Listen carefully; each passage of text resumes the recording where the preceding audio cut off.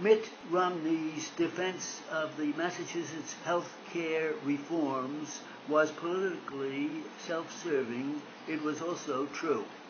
Despite all of the bashing by conservative commentators and politicians and the predictions of doom for national health care reform, the program he signed into law as governor has been a success.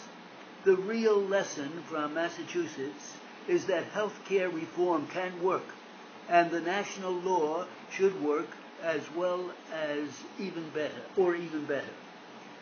Like the federal reform law, Massachusetts' plan required people to buy insurance and employers to offer it or pay a fee. It expanded Medicaid for the poor and set up insurance exchanges where people could buy individual policies with subsidies for those with modest incomes. Since reform was enacted, the state has achieved its goal of providing near universal coverage. 98% of all residents were insured last year. That has come with national fiscal strain.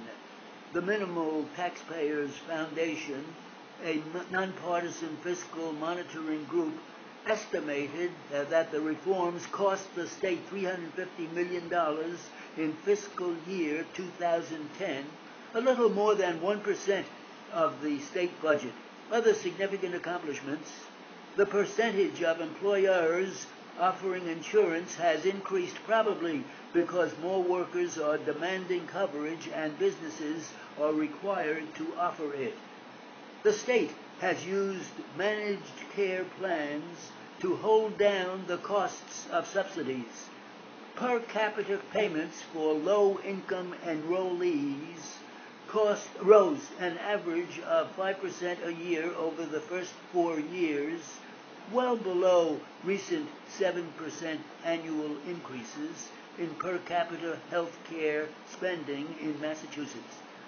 The payments are unlikely to rise at all in the current year, in large part because of a competitive bidding process and pressure from the officials supervising it. The average premiums paid by individuals who purchase unsubsidized insurance have dropped substantially.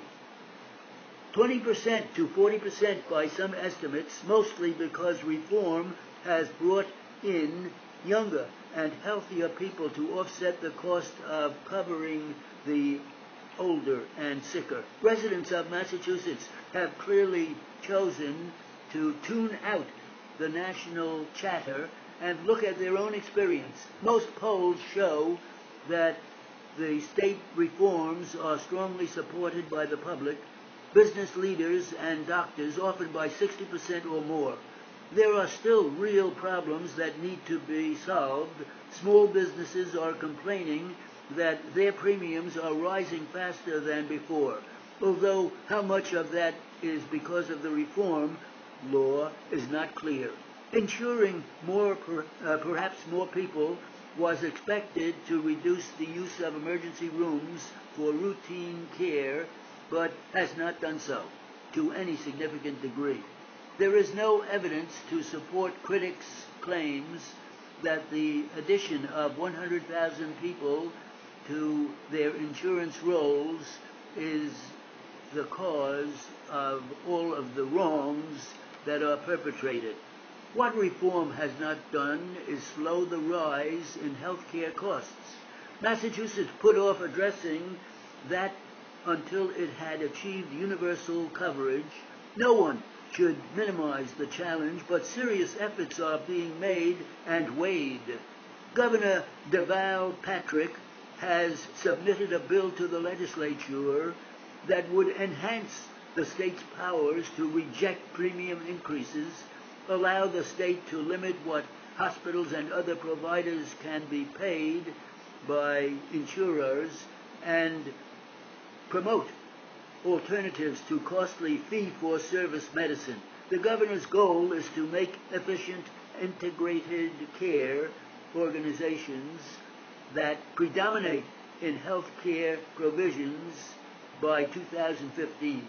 The National Reform Law has provisions designed to reduce spending in Medicare and Medicaid and, through force of example, the rest of the healthcare system.